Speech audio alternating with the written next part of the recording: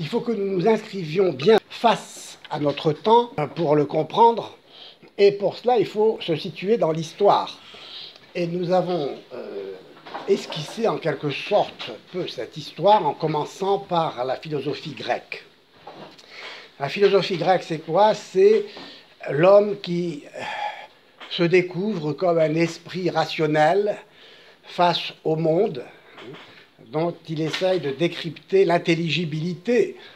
Et la philosophie, avons-nous dit, naît de l'étonnement, du tomatzein en grec, c'est-à-dire de l'émerveillement face à la réalité qui se présente à nous, à l'esprit humain, qui a besoin de stabilité pour comprendre, et pour comprendre un monde en devenir qui change, et qui donc lui posait la question de l'identité, de l'être, de ce qui est.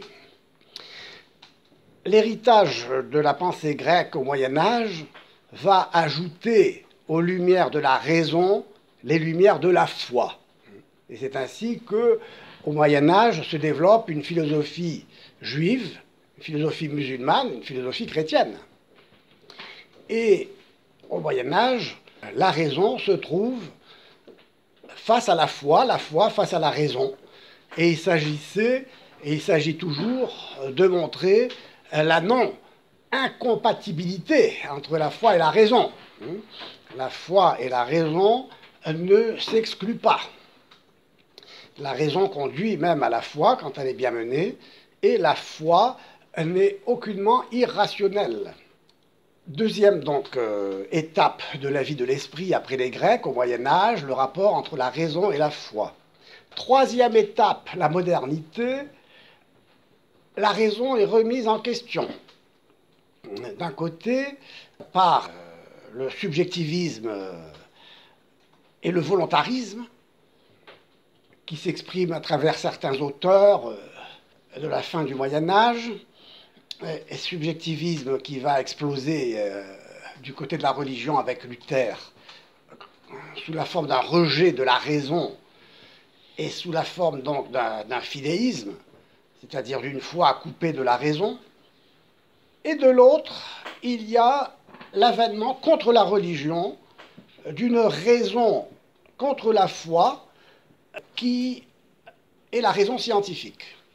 Alors, voyez, donc l'harmonie qu'il y avait au Moyen-Âge entre la raison et la foi est brisée, d'un côté au profit d'un fidéisme qui affirme la foi comme étant irrationnelle, plus c'est absurde et plus je crois, et de l'autre une raison qui se dresse contre la foi au nom de la science.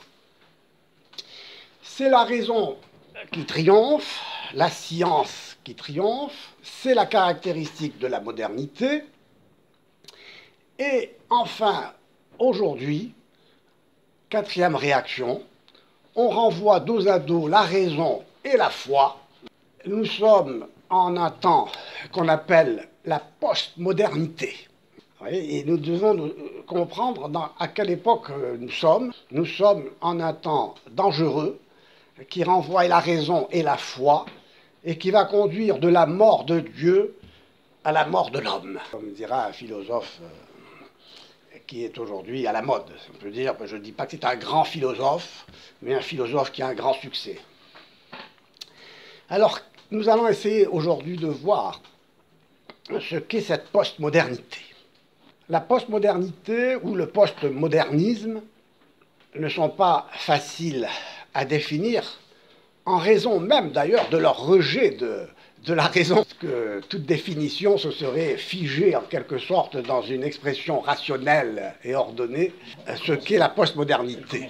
La postmodernité se caractérise comme une période qui succède à la modernité et qui a des caractéristiques politiques, socio-économiques, esthétiques.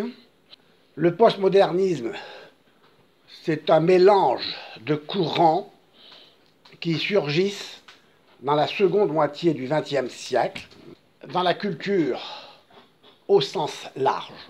Elle commence particulièrement en architecture, puis elle s'élargit au monde des arts et finalement en philosophie. Ce sont des courants qui vont plutôt dans le sens de ce que nous avions dit, à savoir qu'il ne s'agit plus de comprendre le monde, mais de le transformer. Courants donc qui produisent et qui agissent et marquent profondément notre mode de vie, la pratique, l'agir, qui caractérise cette mentalité postmoderne. Ce qui caractérise donc la postmodernité, comme son nom l'indique en quelque sorte, c'est qu'elle est une réaction contre la modernité, et en particulier contre le rationalisme, et le rationalisme s'appuyant sur une conception de la raison qui est la raison calculatrice du scientifique, comme nous-mêmes l'avons précisé. Les penseurs postmodernes réagissent contre les idées éclairées, c'est-à-dire l'égalité et la liberté. Il n'est pas question de fraternité ici, tiens, c'est intéressant à savoir. Les grandes idéologies, comme le marxisme et le libéralisme, les systèmes politiques et économiques, comme la démocratie et le marché libre, contre les sciences naturelles et la technique, qui faisaient miroiter, on l'a évoqué, un progrès certain, indéfini, et qui n'ont pas tenu leurs promesses. Donc les postmodernes rejettent les théories rationalistes du XIXe siècle, de la modernité, disons. Ce rationalisme, ces théories rationalistes qui prétendaient tout expliquer et créer un monde meilleur et pacifique grâce à ce progrès. Ce progrès que Simone Weil définissait comme l'idée athée par excellence. Une idée intéressante. Donc, voilà un peu une caractéristique de cette pensée postmoderne qu'il faut connaître.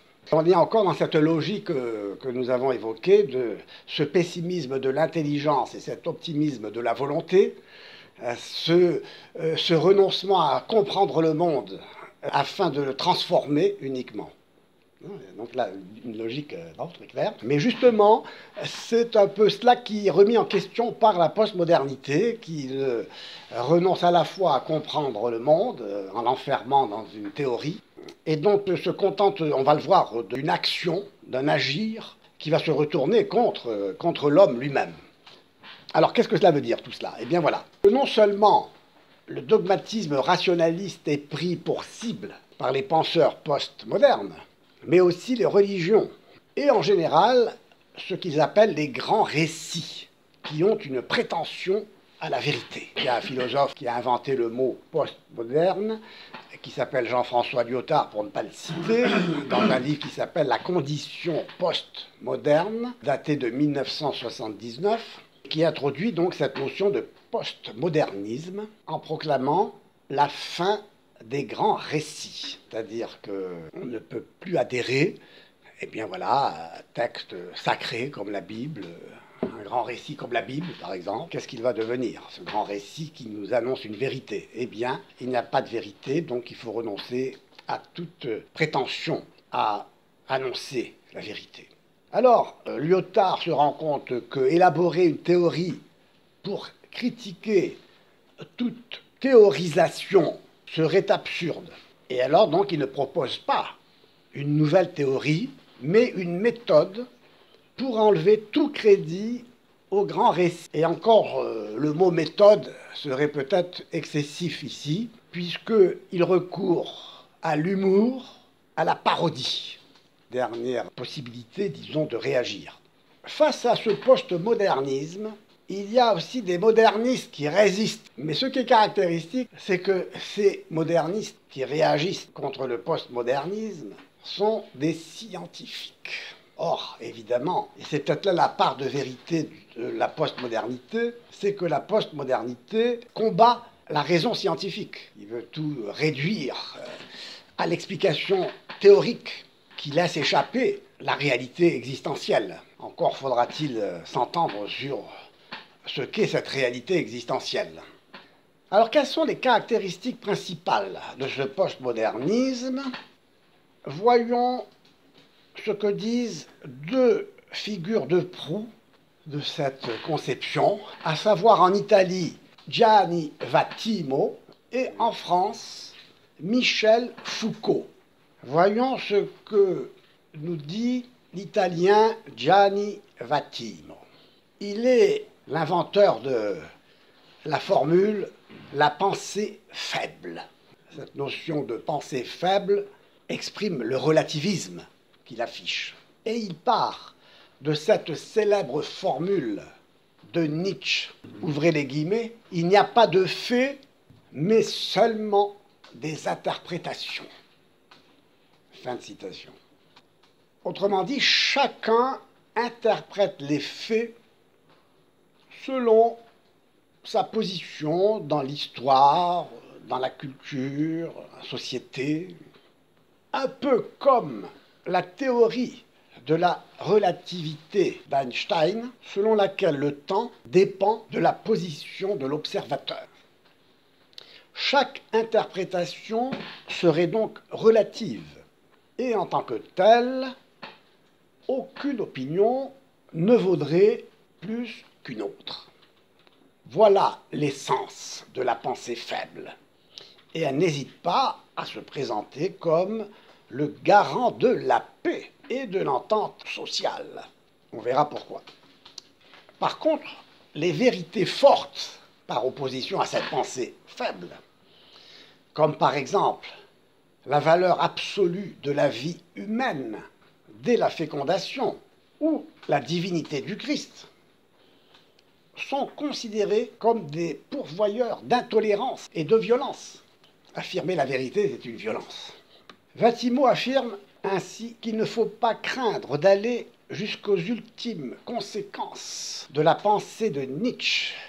Si Nietzsche a proclamé la mort de Dieu, il faut accepter, selon Vattimo, que Dieu n'a pas de place en philosophie ni dans la vie publique. Puisque Dieu est absolu, or, rien n'est absolu, puisque tout est relatif, tout est faible. Ce n'est pas une pensée tout à fait nouvelle, puisque Auguste Comte disait tout est relatif, et il n'y a qu'un seul absolu, c'est que tout est relatif, ce qui est une contradiction dans les termes. Ce qui est absolu, c'est que tout est relatif, donc on affirme un absolu. C'est comme les sceptiques qui disent on ne peut rien savoir, sauf le fait que je sais qu'on ne peut rien savoir. Donc comment échapper au scepticisme dans ces conditions? Le philosophe Heidegger avait dénoncé l'oubli de l'être et l'abandon de la métaphysique. En écho à cette philosophie de l'oubli de l'être, il faut enterrer la métaphysique sans nostalgie, parce que la métaphysique, c'est justement la philosophie de l'être en tant qu'être. C'est ce que je vous disais dès le début, n'est-ce pas? Vous vous en souvenez? On est dans le monde de la représentation, dans le monde du langage, du signe.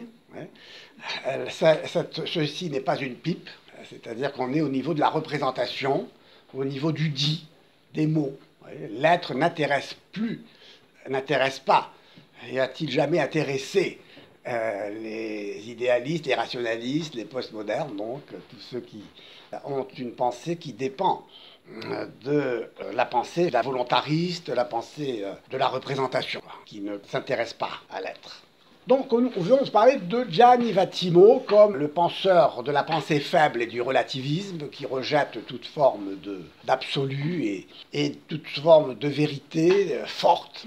En France, Michel Foucault est le grand représentant de cette pensée et celui qui a proclamé, après la proclamation nietzschéenne de la mort de Dieu, la mort de l'homme. En proclamant la mort de Dieu, Nietzsche voulait dire que l'homme est fermé à la transcendance, qui n'a aucun horizon surnaturel, moral.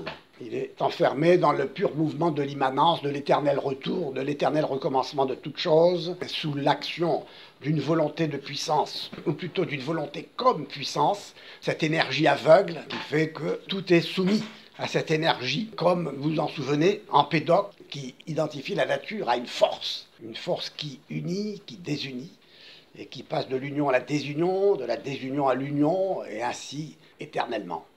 Dans la foulée de Nietzsche, donc qui est le philosophe du XXe siècle. On est rentré dans le XXe siècle avec Nietzsche, Marx et Freud. Alors je disais dans ma conférence sur Newman, espérons qu'on va rentrer dans le XXIe siècle avec Newman, un penseur catholique qui va renouveler la pensée, parce que toute la pensée moderne est une pensée qui culmine avec la pensée d'un Hegel, qui est le saint Thomas du protestantisme. C'est le protestantisme qui a dominé la pensée moderne, la pensée du sujet. Dans la foulée de Nietzsche, Foucault prétend que l'homme est aussi voué à disparaître. Et citation, comme il dit de manière rhétorique et littéraire, l'homme donc est aussi voué à disparaître, comme à la limite de la mer, un visage de sable. Bon, ça c'est significatif. La mort de l'homme est donc ce thème récurrent chez les penseurs postmodernes, qui nient l'identité unitaire de la personne. Vous vous souvenez, j'ai insisté sur l'unité de l'être. Puisqu'il n'y a plus d'être, il n'y a plus d'unité, puisque c'est l'être qui est un. Vous vous souvenez, nous avions parlé de l'unité de la personne humaine, de chaque réalité, de chaque substance. Même si elle est composée de matière, de forme, d'accidents, de substances. L'être est toujours un. Et on ne peut pas le décomposer réellement.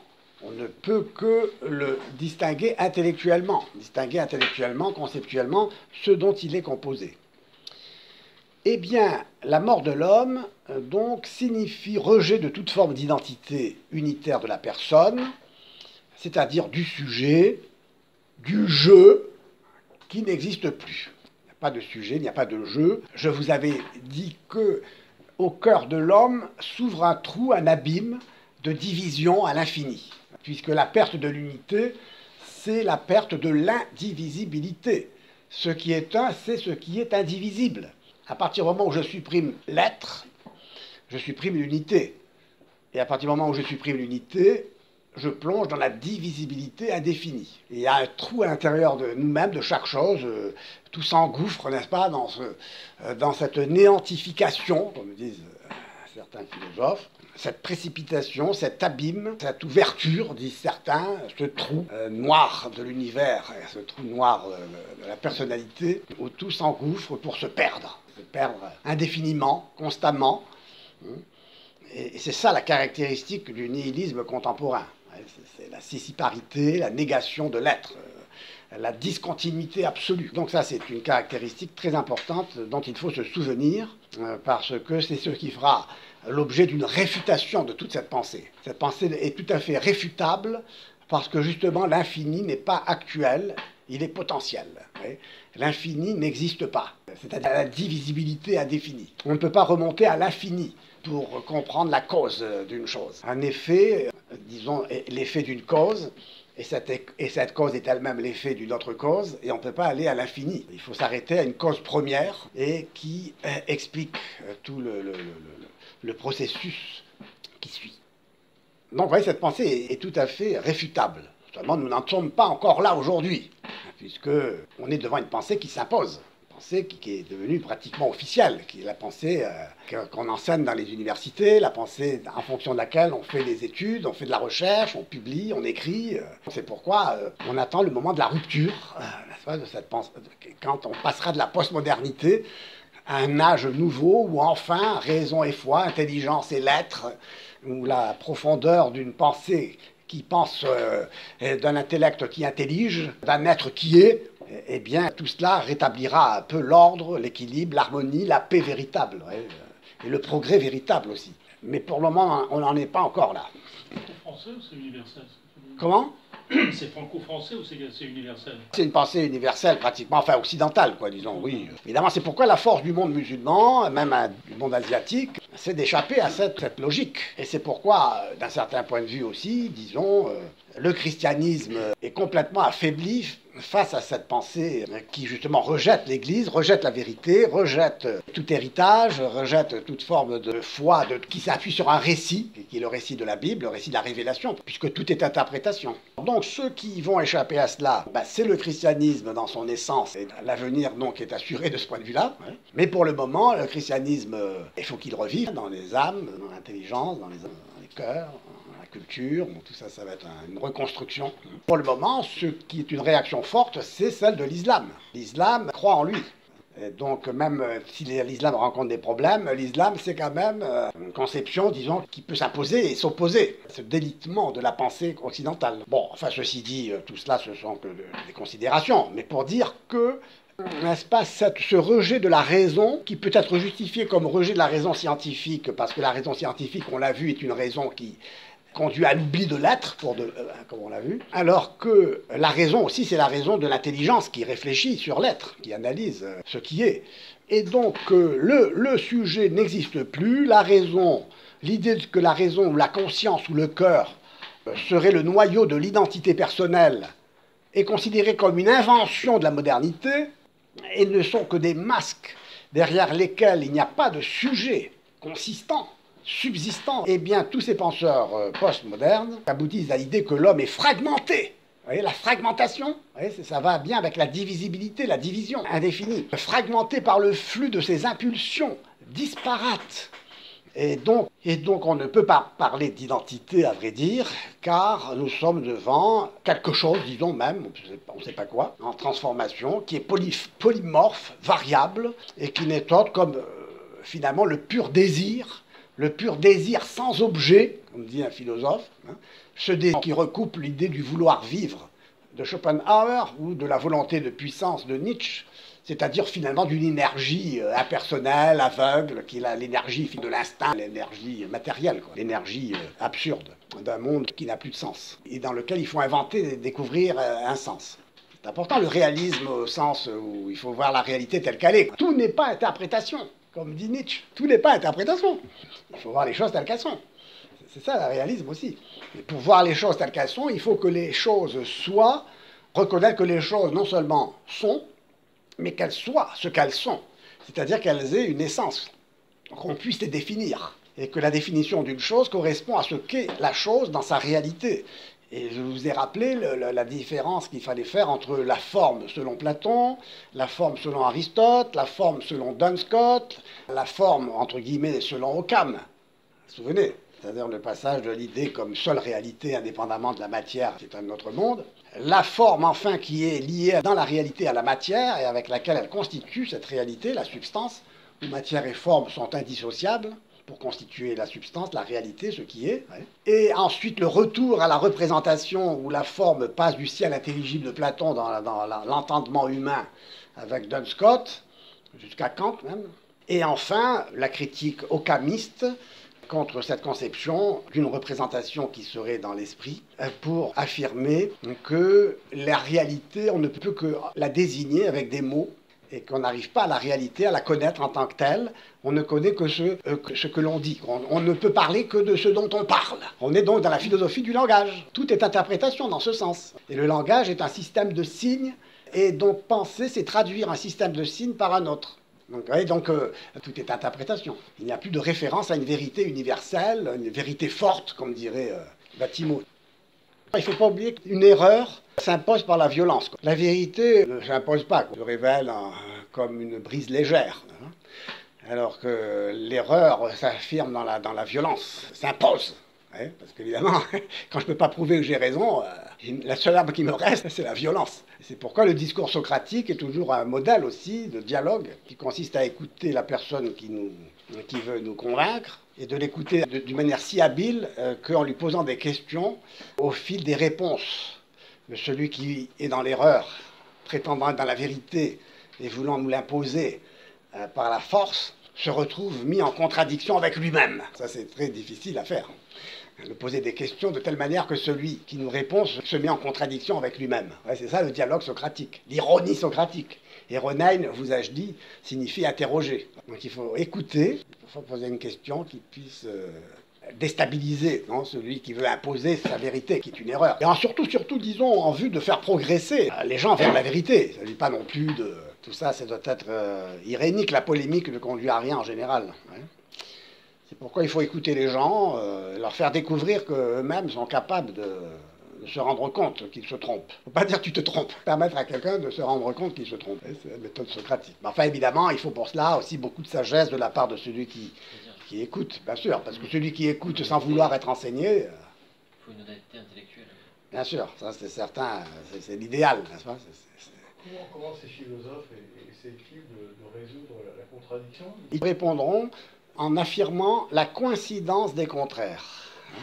Il y a un philosophe, Nicolas de Cluse, l'auteur d'un livre important qui s'appelle La Docte Ignorance, aujourd'hui à la mode, justement parce qu'il affirme la coïncidence des contraires. On n'est plus dans la contradiction, puisqu'on justifie la contradiction. Toute cette pensée dépend beaucoup du néoplatonisme, c'est-à-dire d'une philosophie de l'un. D'une philosophie de l'un sans l'être. J'ai toujours insisté pour vous dire que l'unité, c'est toujours l'unité de l'être. Ce qui est. Vous vous souvenez? Je vous dis, il n'y a pas d'unité pure comme ça sans l'être, ça n'existe pas. Et ça, c'est bien le Dieu des néoplatoniciens et même le Dieu de l'islam. Le Dieu un, c'est un Dieu qui n'existe pas. Quand Dieu révèle son nom à Moïse, il ne dit pas « je suis l'un », je suis l'intellect, il dit je suis l'être. Saint Thomas d'Aquin montre que l'essence de Dieu, c'est d'être l'être subsistant par soi, enfin disons par essence. Nous ne sommes pas par essence, nous sommes de manière contingente, on n'est pas nécessairement.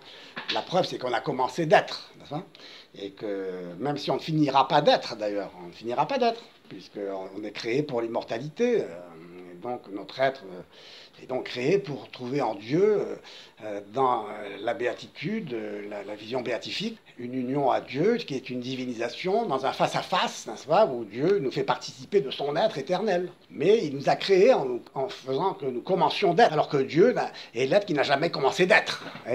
Eh bien, l'un des philosophes néoplatoniciens n'a jamais commencé d'être non plus, mais parce qu'il n'est pas. L'un n'est pas. Pourquoi l'un n'est pas? Parce que s'il était, eh bien, il serait l'un et l'être qu'il est, donc il serait deux. Bon, c'est une manière de penser, évidemment, il faut s'habituer à penser comme cela, mais dire que l'un est, c'est dire qu'il est deux, donc il n'est pas un. C'est Platon qui montre ça avec un génie puissant. Alors que la solution à ce problème, c'est que ce n'est pas l'un n'est pas, c'est l'être qui est un. Et je vous ai dit que l'être est un, d'une manière, même s'il est composé, il est indivisible. On ne divise pas l'homme réellement en bras, en jambes, en cœur, en estomac. L'homme est une unité, comme le lapin, comme la fleur. Dès qu'on détruit l'unité, on détruit l'être, au sens où l'être est un. Et on ne peut concevoir l'être composé que de manière... On peut distinguer ce qu'il y a dans l'être créé que conceptuellement. Mais l'être créé n'est pas simple. Le seul être simple, c'est Dieu. Et c'est pourquoi il est un, au sens où l'un est indivisible. Mais l'indivisibilité de l'être de Dieu est la perfection même de Dieu, en ce sens qu'il est simple acte d'être, disons, avec la plénitude de toutes les perfections d'un acte d'être, qui fait partie aussi du mystère de l'être, mais dont nous nous distinguons parce que nous ne sommes pas simples. Nous sommes composés de matière, de forme, substance, d'accident, on est limité, alors que Dieu est illimité. Bon, alors je vous disais cela pourquoi? La coïncidence des contraires. Ah oui, c'est ça. Alors donc il faut montrer, il faut donc réfuter cette pensée finalement postmoderne, comme d'ailleurs la pensée moderne, en montrant que justement le monde, il rejette l'unité aussi. Ah ben tiens, on est d'accord, tiens, vous rejetez l'unité aussi. Mais eux, ils rejettent l'unité en rejetant l'être. Donc ils se trouvent avec le monde multiple. Un monde qui est non-un, le non-un. Le non-un, c'est quoi? C'est le multiple, c'est la multiplicité. Mais cette multiplicité devient un chaos inintelligible dès lors que c'est une multiplicité sans unité. On ne peut même pas parler d'une multiplicité. Et donc ce qui est multiple, non seulement est multiple en extension, si on veut dire, où le monde Et alors donc l'univers n'est autre chose que cet univers en expansion qui se divise sans cesse. Et qui est appréhendé par les mathématiques, et c'est par les mathématiques qu'on arrive à mesurer le mouvement, les distances, tout ce qui sépare un individu d'un autre, un atome d'un autre, et même un atome d'un atome, puisque dans l'atome, il y a encore des divisions. On a découvert le neutron, les électrons, les protons, tout ça. Même l'atome n'est même plus atomique, au sens où il se divise lui-même à l'infini. Et donc, nous sommes, vous voyez ce que je veux dire, la divisibilité, c'est le fait d'une absence totale d'indivisibilité, c'est-à-dire d'unité. Et l'absence totale d'unité est liée au fait de l'absence totale d'être. Il faut comprendre ce que c'est qu'un être. Qu'est-ce qui nous permet de comprendre que l'on est? Eh bien, c'est de saisir que tant qu'on est, on ne peut pas dire qu'on n'est pas. Là, tu rétablis le principe de non-contradiction. Le principe de non-contradiction est valable au niveau de l'être, parce que ce qui est ne peut pas en même temps ne pas être. Alors que ce qui est conçu sans l'être, peut être conçu de manière contradictoire. Ça n'empêche pas la coïncidence des opposés dans la totalité, tu vois, tout est dans tout. La coïncidence des opposés est liée à l'idée que tout est dans tout. Il rejette la règle fondamentale de l'intelligence qui est on ne peut dire la seule chose et son contraire. C'est pourquoi il renonce à l'intelligence elle-même, à la raison. La postmodernité dans le rejet de la raison. Mais en jetant la raison, il jette le bébé avec l'eau du bain. Pourquoi? Parce qu'ils réduisent la raison uniquement à son usage mathématique, scientifique, analytique. Et que pour eux, justement, eh bien, il n'y a pas de possibilité de réunir dans un tout, dans une totalité, dans une théorie, dans une rationalité, dans une définition bien limitée, tu vois. Tout ça, c'est fini. Tout ça est toujours ouvert comme dans un abîme, comme dans un trou, j'ai dit, comme dans une divisibilité infinie. Nous-mêmes, nous n'existons pas depuis tout à l'heure, nous sommes autres. Pourquoi on parle toujours de l'autre aujourd'hui? On ne sait même pas de quoi on parle de l'autre. L'autre. C'est quoi l'autre? Bon, alors donc l'autre, c'est parce que tout est autre. Tout est autre. Tout est autre parce que tout est toujours autrement. C'est comme des pulsions, en fait. C'est pas des fruits de Ah ben voilà, mais d'ailleurs c'est ce qu'on va dire tout de suite, on l'a dit déjà plus ou moins, mais l'homme se réduit à ses pulsions disparates, parce que l'authenticité remplace la fidélité aujourd'hui, puisque l'authenticité c'est ce qui correspond à l'état d'âme ou d'émotion d'un moment. Hier j'étais authentique parce que ce que j'ai prouvé c'est vraiment ce que j'ai prouvé. Aujourd'hui je ne l'éprouve plus, donc mon émotion a disparu, donc j'ai pas de raison de continuer de vivre la même chose qu'hier, avec la même femme, ou avec la même vocation, ou avec la... L'authenticité a remplacé la fidélité, parce que la fidélité c'est dans la continuité, pas dans l'altérité, quoi.